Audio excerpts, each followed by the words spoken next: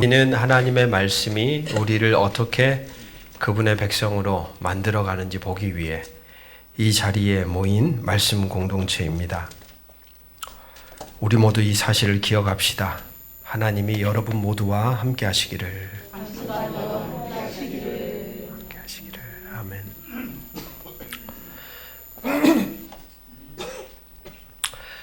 사람들과 가끔 대화를 나누고 관계를 맺어갈 때 갈등이 더 증폭되는 경우들이 종종 있죠.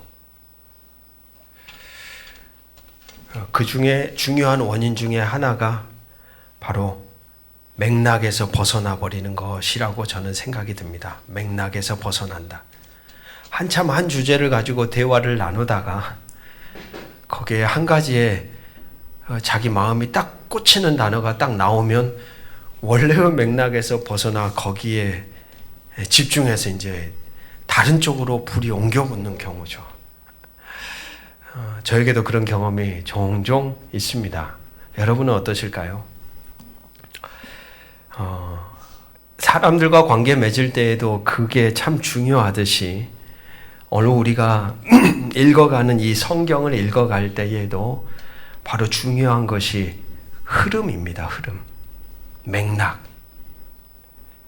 어떤 시작으로 이야기들이 출발했고 그리고 바로 앞 단락에는 어떤 이야기들이 써져 있었고 그리고 오늘 본문에는 어떤 이야기들이 기록되고 있는지 그걸 늘 머릿속에 떠올리면서 사실 말씀을 읽어가려고 하는 자세와 태도가 중요하다는 것이죠. 그렇지 못할 때 여러분 우리 가운데에는 이러고 싶은 유혹들이 불쑥불쑥 올라옵니다. 딱 말씀을 읽는데 그 말씀이 나에게 딱 이렇게 꽂히듯이 이거야 하면서 그냥 그 구절만 떼어서 가지고 오고 싶은 욕망이 생기는 거예요. 그럴 때 참 신앙이 엉뚱해지는 경우들이 많습니다. 그러한 유혹에서 좀 벗어나오셔야 돼요. 성경 전체가 어떻게 흘러가고 있구나. 지금 이 강물이 어떤 줄기로 흘러가고 있는지를 항상 기억하면서 읽어갈 때 성경을 같이 한번 따라해 볼까요? 바르게 읽어갈 수 있습니다. 예.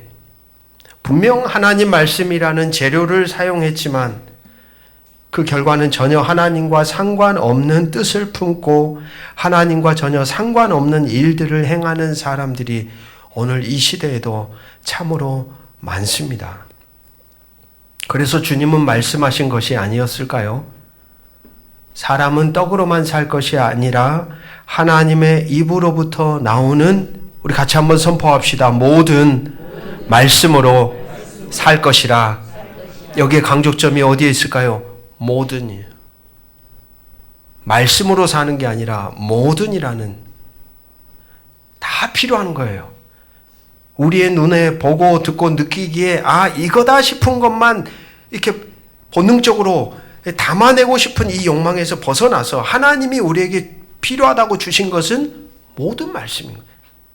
창세기부터 요한계시록까지. 그래서 그것이 중요하다라는 이 한 가지 사실을 기억하며 오늘 말씀을 또한 같이 이야기 나누어 보고 싶습니다. 우리는 계속해서 여호수아 말씀을 1월부터 오늘까지 계속 읽어오고 있죠. 불안과 두려움에 차 있었던 차세대 지도자 여호수아를 하나님은 말씀으로 위로하고 그를 격려합니다. 외로운 지도자, 어쩌면 신앙인들에게 한 인생 안에 의지할 수 있는 어떤 신앙의 대상이 있다는 것처럼 복이 없습니다. 그런 복처럼 귀한 게 없다는 거예요. 여호수아는 그 불안과 두려운 마음에 멈춰 서 있었을 때 하나님이 그에게 찾아오셔서 말씀하시고 다독이시고 마음을 강하게 먹고 가라는 거예요. 그 말을 듣고 놀랍게도 여호수아는 움직이기 시작합니다. 요단강을 건넜죠. 그리고 우리가 읽어왔던 것처럼 첫 번째 여리고성 전쟁을 승리하고 라합이라는 기생 여인의 가족들이 이스라엘 공동체 안에 들어옵니다. 그리고 아이성, 그리고 무너지는 아간의 이야기, 그리고 거짓으로 자기 존재를 감추고 이스라엘 공동체 안에 들어왔던 기브온 사람들까지의 이야기가 쭉 이야기의 흐름 속에 흘러오죠. 그리고 나서 남북 정복 전쟁 이야기가 12장까지의 이야기라고 할 수 있습니다. 그리고 오늘 우리가 읽은 본문의 구분은 13장부터 19장까지 이 영역 안에 속해 있죠. 이 부분은 제목을 딱 붙이자면 땅의 분배에 대한 이야기입니다. 땅 분배. 거기에는 정복해야 할 땅들이 포함된 정복한 땅들에 대한 이야기들로 채워져 있습니다. 13장은 요단 동편의 두 지파, 반에 대한 이야기고요. 14장부터는 요단 서편이죠. 서편에는 총 9지파 반에 대한 분배 이야기가 기록이 되어 있습니다. 근데 여러분 성경을 가만히 보면 14장부터 19장까지 서쪽에 있었던 9지파 반에 대한 이야기를 기술하고 있는데 양이 다르다는 거예요. 양이. 한 지파 한 지파를 동등하게 성경의 말씀을 똑같이 분배해서 기술하고 있지 않고 가만히 내용을 보니까 14장, 15장은 유다 지파에 대한 2장에 걸쳐서 기록을 하고 있고요. 그 다음에 오늘 본문 우리가 읽었던 요셉 지파에 대한 이야기가 또 2장에 걸쳐서 기록이 되어 있고 나머지 18장, 19장 2장엔 나머지 지파들이 거기 다 들어가 있어요. 그러니까 성경이 이 분배 자체를 통하여서 우리에게 말해주고 있는 거죠. 어떤 지파들을 크게 부각시키고 있다는 거예요. 유다 지파하고 요셉 지파.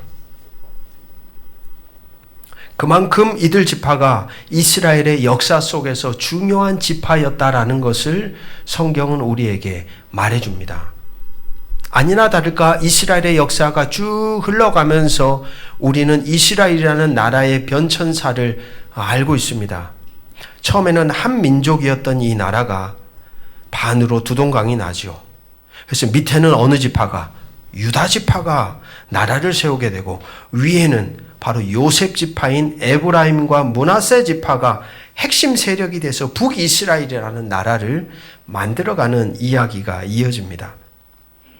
바로 그러했기에 이 두 지파에 대한 중요성이 말씀에서 중요하게 부각이 되는 것처럼 보여집니다.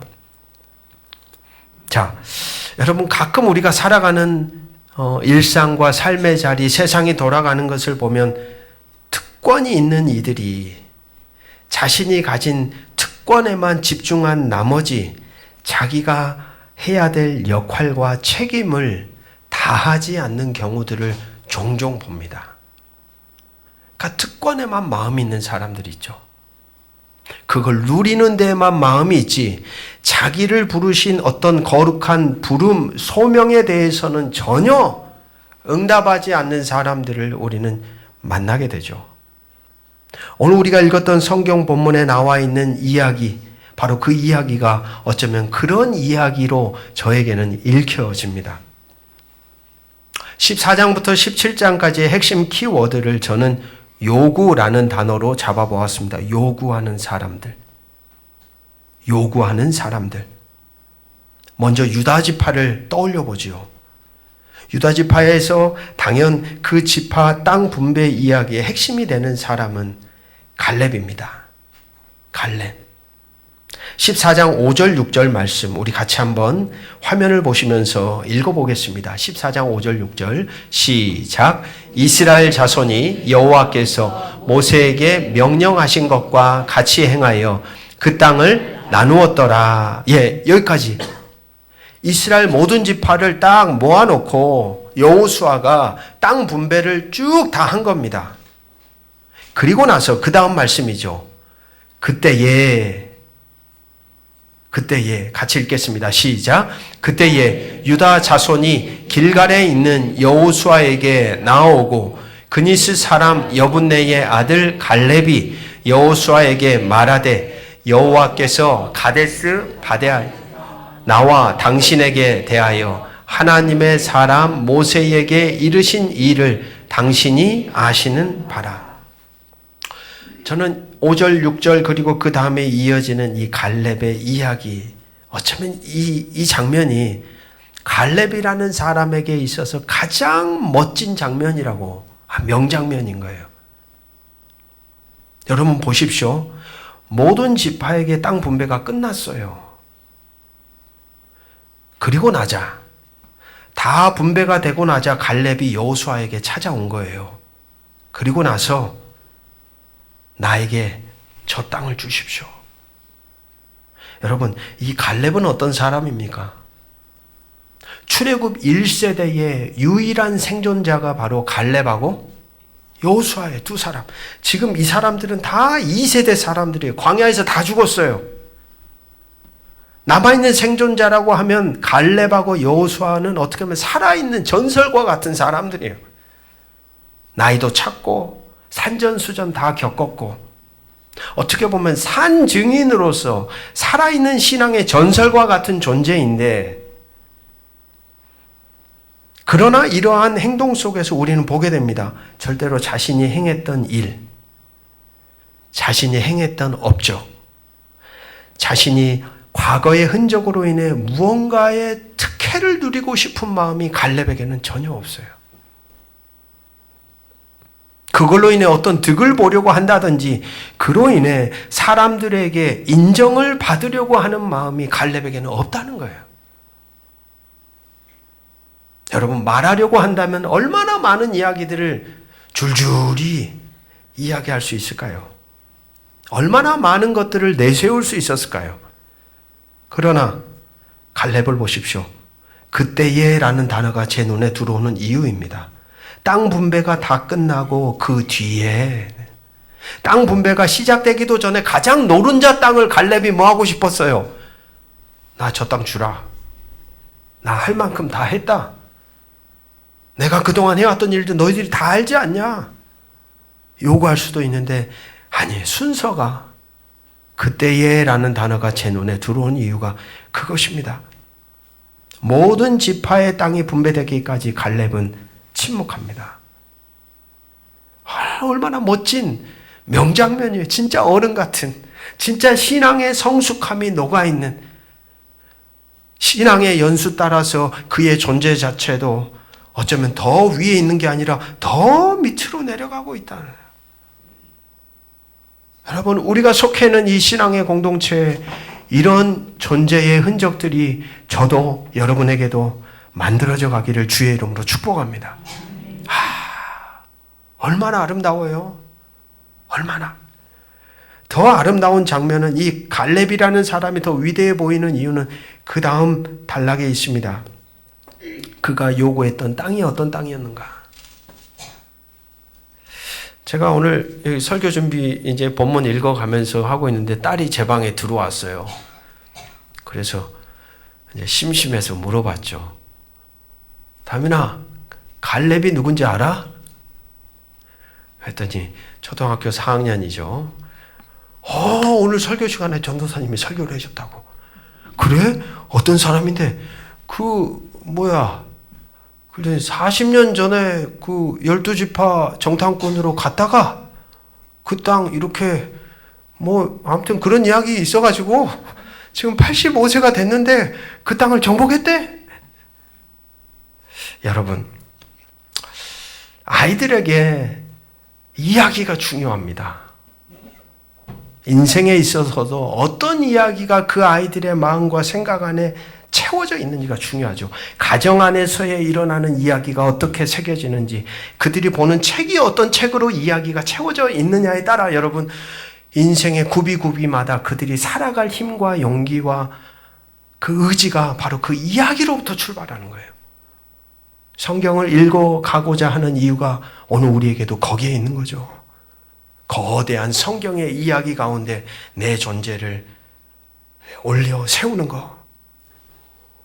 전도사님이 아이들을 얼마나 양육을 잘하고 계시는지 제 마음이 참 행복했습니다. 갈렙을 알고 있다는. 갈렙이 요구했던 땅은요, 그야말로 거인 장족들이 지키고 있었던 40년 전에, 지금 갈렙의 나이가 85세인데요. 40년 전에 12지파에서 정탐꾼들 뽑아가지고 보냈다가 그 사람들 중에 12명 중에 딱 10명의 사람들이 여호수아와 갈렙만 빼놓고 그 땅 절대 못 들어갑니다. 그 사람들요, 아이고 그 사람들에 비하면 우리는 뭐다? 메뚜기예요. 밥이에요. 그러했던 바로 그 땅입니다. 그 땅. 갈렙은 뭐하고 있었어요? 광야 40년을 돌면서도 그 땅을 마음에 뭐하고 있어요? 품고 있었어요. 내가 지금은 12 가운데 10명의 사람들의 그 어떤 힘과 그 논리 속에서 밀려서 내가 이 땅을 내가 지금은 못 들어가지만 두고 봐라. 하나님이 허락한 그 땅 내가 반드시 들어갈 거야. 라고 40년 동안을 품었던 거예요. 말씀으로. 그 땅은 헤브론, 기럇 아르바, 아낙 사람들 가운데서도 가장 큰 사람들이 사는 동네입니다. 바로 10명의 사람들이 불안과 두려움으로 인해 악평했던 땅, 그로 인해 40년 동안 광야 생활을 하게 되었던 땅이 바로 기럇 아르바 헤브론이라는 땅이었거든요. 그런데 모든 땅 분배가 끝났는데 그 땅이 여전히 분배가 됐어요? 안 됐어요? 아무도 가지 않은 거예요. 왜요? 그 트라우마가 있는 거 아닐까요? 자기 아버지들로부터 들었겠죠. 야, 그 땅 대단한 땅이야. 강력해. 싸우기가 제일 어려운 땅이야. 아무리 우리가 능력이 있어도 하나님도 그걸 못하는 땅이야 라고 말했을 그 땅인데 그 땅이 딱 남아있는 거예요. 다 땅 분배가 끝나고. 그러니까 여러분 이 노장 갈렙을 보십시오. 아무도 손대지 않는 가장 힘겨운 땅처럼 보이는 그 땅을 여호수아에게 딱 나아가서 그 땅을 나에게 주십시오.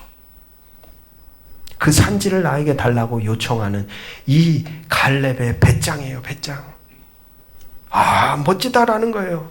45년이 지난 뒤에 여전히 다른 모든 이스라엘 지파들은 그 땅을 정복할 엄두조차 내지 못하고 방치되어 있었던 땅. 하나님의 말씀의 통치가 여전히 일어날 수 없을 것 같은 절망의 땅. 그런데 갈렙은 요구했고 나아갔다는 거예요. 여호수아 14장 12절에 보면 이렇게 기록하고 있습니다.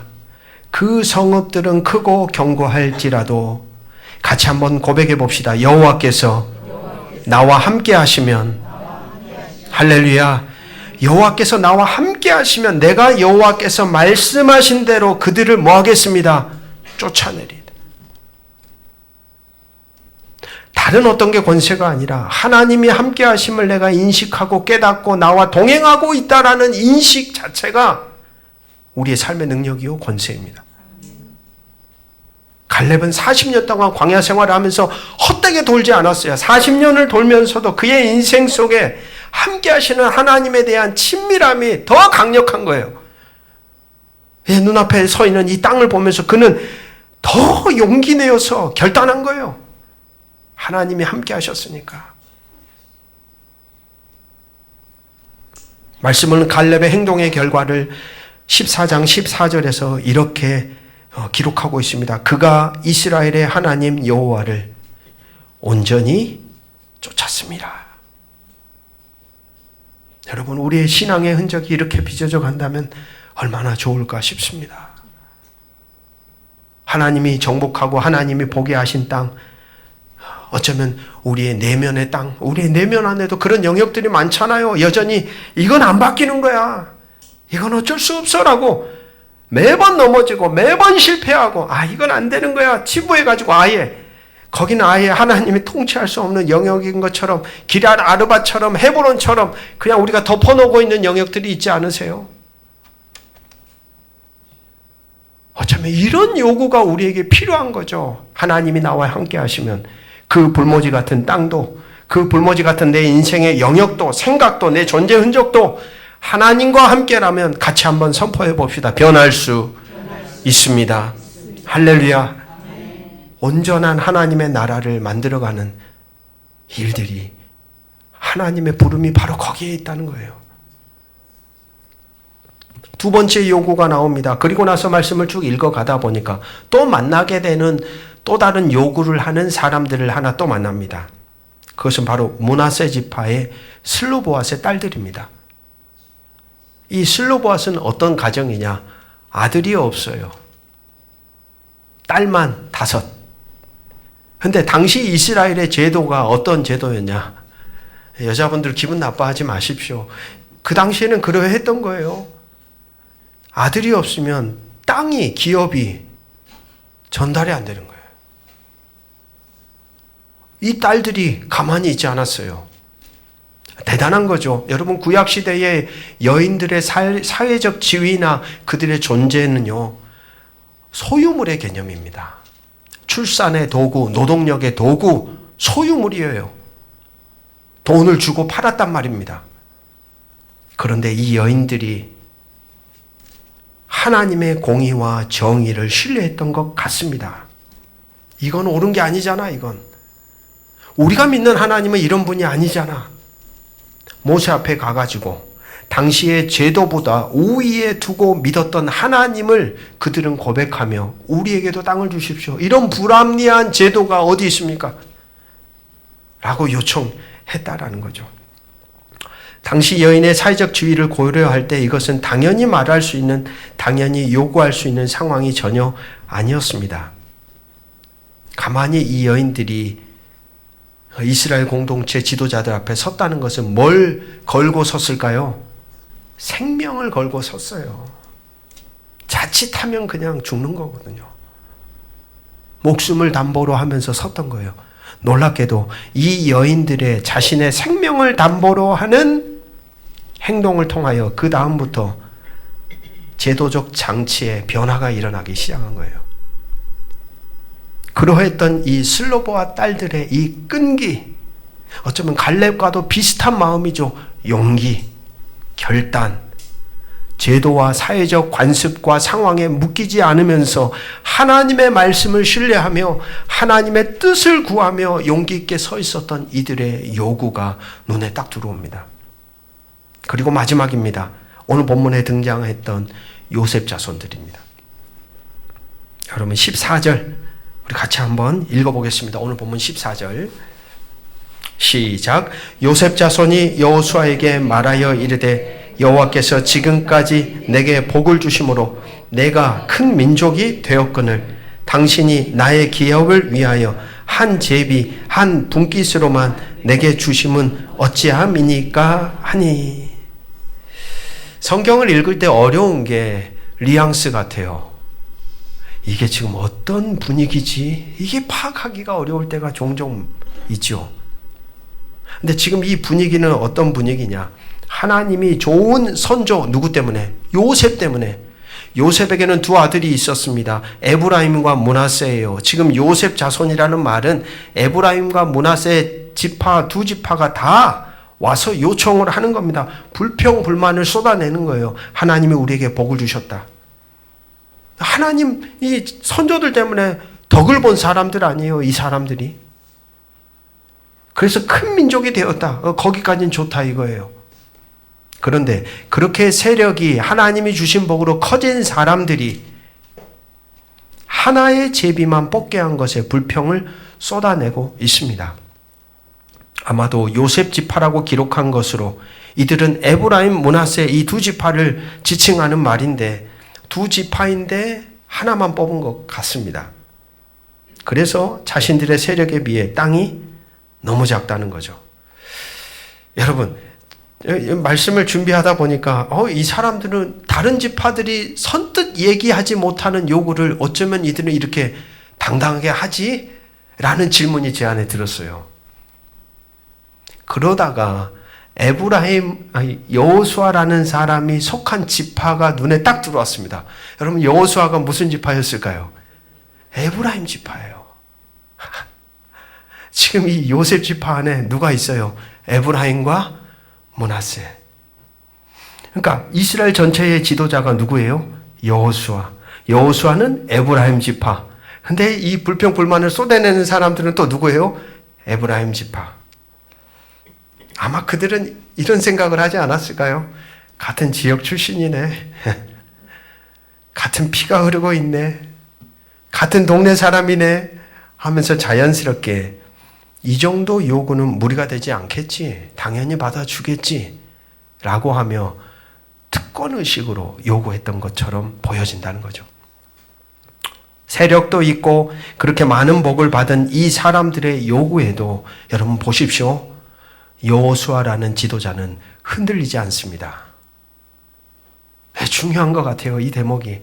사람들이 탈선해가지고 엉뚱한 요구를 하더라도 그 말을 듣은 사람들이 제대로 가닥을 딱 쳐주고 아니야, 그건 옳은 게 아니야 라고 말해주는 사람이 있으면 탈선하지 않을 수 있거든요. 그게 딱 맞을 때 타락이 일어나는 거예요.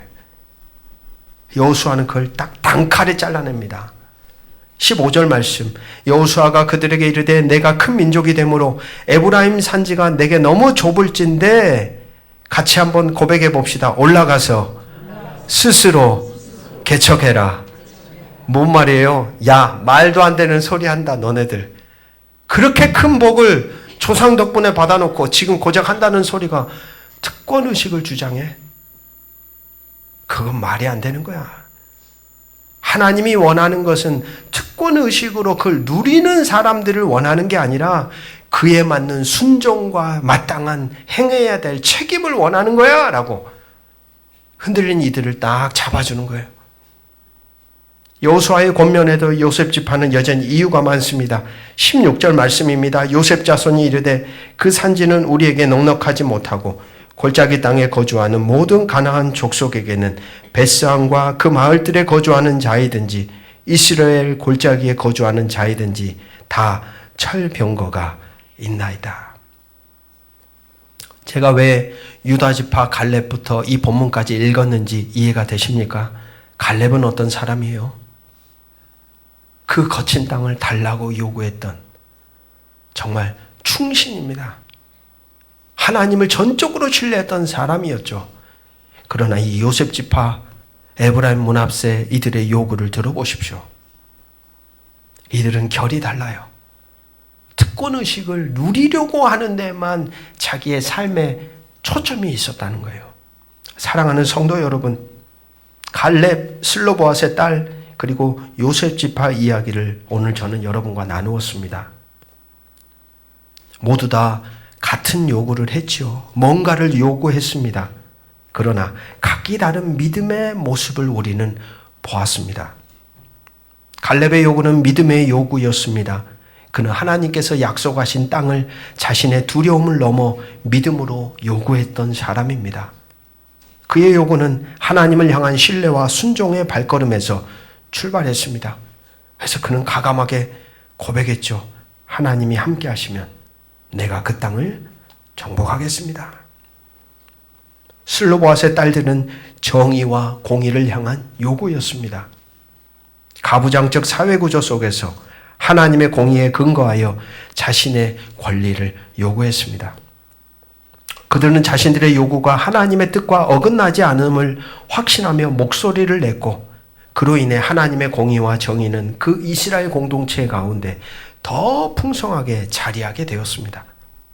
마지막 요셉 지파의 요구는 두려움과 불평, 불만에서 출발합니다. 이미 많은 복을 받고도 그들은 만족하지 않습니다. 더 많은 땅을 요구했지만 하나님께서 허락하신 땅을 믿음으로 개척하려는 용기가 저들 가운데 없었습니다. 오늘 우리는 이 자리에서 묻습니다. 오늘 우리의 요구는 무엇입니까? 오늘 우리는 무엇을 하나님께 요구하며 그 구함 속에 어떤 마음을 우리는 품고 있습니까? 우리의 요구는 갈렙처럼 하나님의 약속에 대한 신뢰와 순종에 기초합니까? 우리의 요구는 슬로보앗의 딸들처럼 하나님의 공의와 정의를 드러내는 하나님의 뜻이 담겨져 있습니까? 아니면 요셉 지파처럼 불평과 두려움 속에 더 많은 것을 채워도 채워지지 않는 탐하는 요구는 아닌가요? 성도 여러분, 우리의 요구가 믿음의 신실한 고백이 되기를 주의 이름으로 축복합니다. 하나님의 뜻을 구하며 하나님이 이미 허락하신 것들을 감사함으로 받고 그분이 주신 약속을 붙들고 나아가는 적극적인 순종의 삶이 곧 우리의 삶이 되기를 주의 이름으로 축복합니다. 이 시간에는 함께 성찬의 자리에 참여하겠습니다. 저희 교회는 매월 마지막 주일에 성찬식을 합니다. 여러분, 성찬식에 서시면서 여러분들은 어떤 생각을 가지시나요? 이유는 하나이죠. 가끔 그런 생각을 저는 해봅니다. 언제쯤이면 하나님 앞에 나는 당당하게 설 수 있을까? 언제쯤이면 과연 우리는 떳떳하게 하나님이란 존재를 마주볼 수 있을까? 언제쯤이면 우리가 죄의 역사 앞에서도 흔들리지 않고 온전한 하나님 백성으로 살아낼 수 있을까? 이 질문을 저는 늘 해봅니다. 아마 우리 모두가 죽음 앞에 설 때까지 여러분 그런 날은 결단코 오지 않을 겁니다. 왜냐하면 우리는 늘 한결같은 하나님의 은혜가 필요한 사람들이기 때문이죠. 언제쯤이면 하나님의 은혜가 필요 없을까요? 아니요. 우리가 눈 감는 순간까지 우리 인생을 향한 하나님의 은혜는 매 자리마다 항상 필요한 거예요.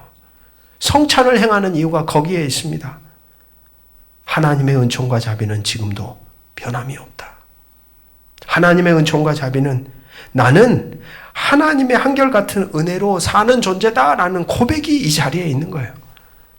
이 자리에서 우리는 여전히 나를 포기하지 않으시고 나와 이어지고 연결되고 내 안에 살과 피가 되어 나를 변화시켜 가시는 하나님의 마음을 깨닫게 됩니다. 이 자리에서 우리는 나 홀로 살아가는 신앙의 여정이 아니라 너, 우리 공동체 안에서 그리스도 예수를 통하여 연합하게 하신 공동체임을 또한 깨닫게 됩니다. 이 자리에서 우리는 예수님이 죽으심으로 이 땅에 도래케 하신 하나님의 나라를 우리의 삶을 통해 이 세상에 구현하는 존재로 살아가게 하심을 깨닫게 됩니다. 사랑하는 성도 여러분, 그저 이 자리가 먹고 마시는 습관적인 자리가 되지 않기를 주님의 이름으로 축복합니다. 다시 기억하고 되새기고 다시 새롭게 살아가도록 결단하는 복된 자리가 되기를 주의 이름으로 축복합니다. 함께 기도하겠습니다. 떡을 떼며 주님의 몸을 기억합니다. 잔을 들며 흘리신 보혈을 마음에 새깁니다. 이 자리에서 우리는 은혜로 살아가는 존재임을 고백합니다. 여전히 우리는 흠이 너무나도 많습니다. 허점투성입니다. 그러나 한결같은 주의 사랑이 그렇게 흠 많은 우리 존재를 붙들어 주십니다. 우리의 죄를 씻기신 그 손길, 우리를 포기하지 않으시는 그 마음, 오늘도 이 성찬의 자리에서 우리를 새롭게 하여 주옵소서. 떡과 잔 속에 담긴 당신의 약속, 당신의 생명을 우리 안에 불어 넣어 주옵소서. 주님의 몸된 공동체로 세상 속에 당신의 나라를 이루어가게 하옵소서. 주 예수 그리스도의 이름으로 간절히 기도합니다. 아멘. 우리 찬송가 149장 1절만 찬양합니다. 성찬위원은 앞으로 나와 주십시오.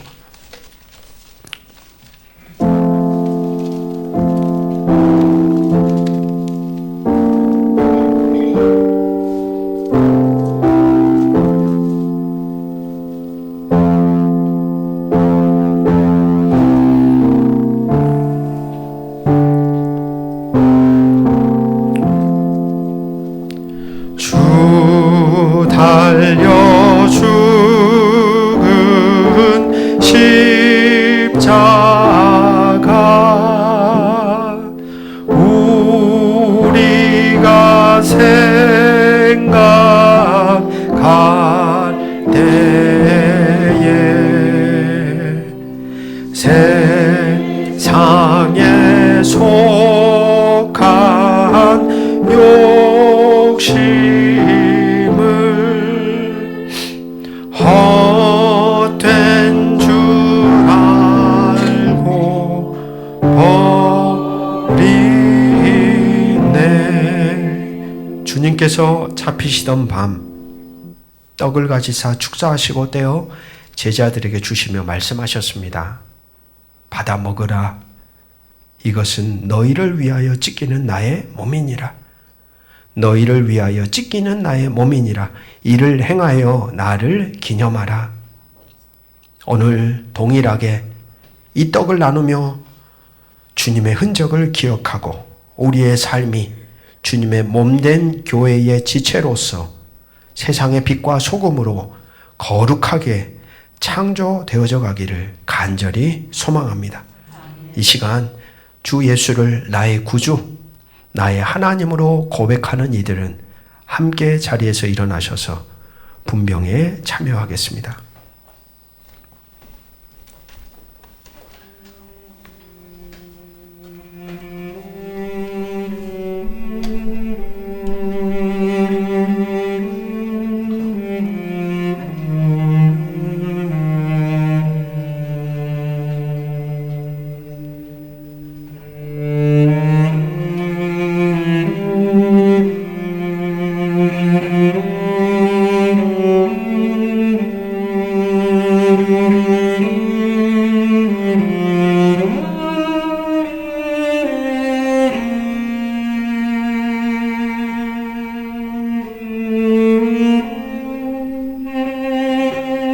참여하신 분들은 조용히 자리에 앉으셔서 침묵으로 기도하겠습니다.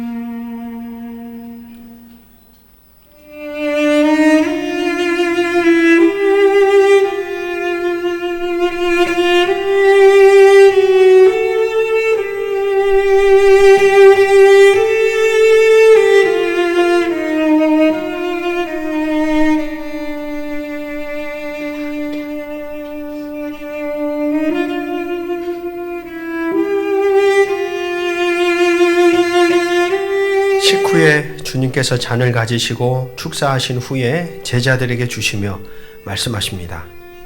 이 잔은 나의 피로 세운 새 언약이니 이것을 행하여 마실 때마다 나를 기념하라. 오늘 이 시간 이 잔을 나누며 주님의 피로 맺어진 새 언약을 다시 기억하고 그 은혜 안에서 새 생명을 누리는 자로 살아가기를 오늘 이 시간 함께 다짐합시다. 주 예수를 나의 구주, 나의 하나님으로 고백하는 이들은 자리에서 일어나셔서 함께 참여하겠습니다.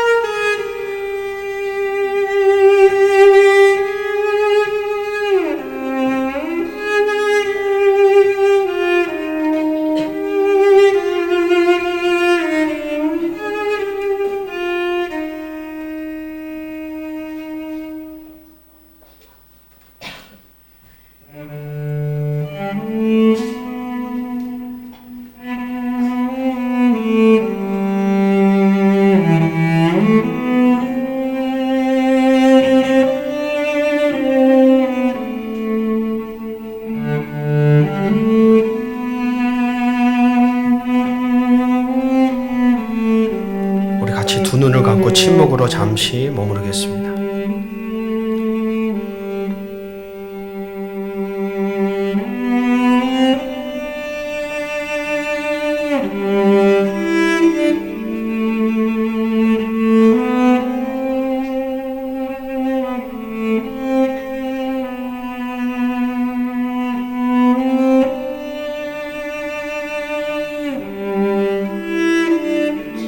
찬송가 149장 4절, 우리 함께 가능하신 분들은 자리에서 일어나셔서 마지막 고백하고 기도드립니다.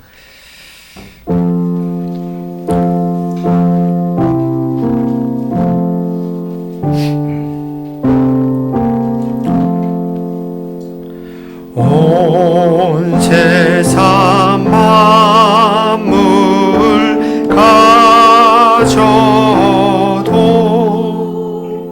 주 은혜 못다 갚겠네. 놀라운 사랑 받은 나 몸으로 재물 사겠네.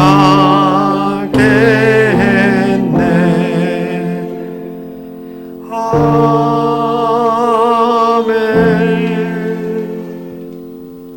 주님, 우리는 오늘 당신 앞에서 우리의 요구를 돌아보았습니다.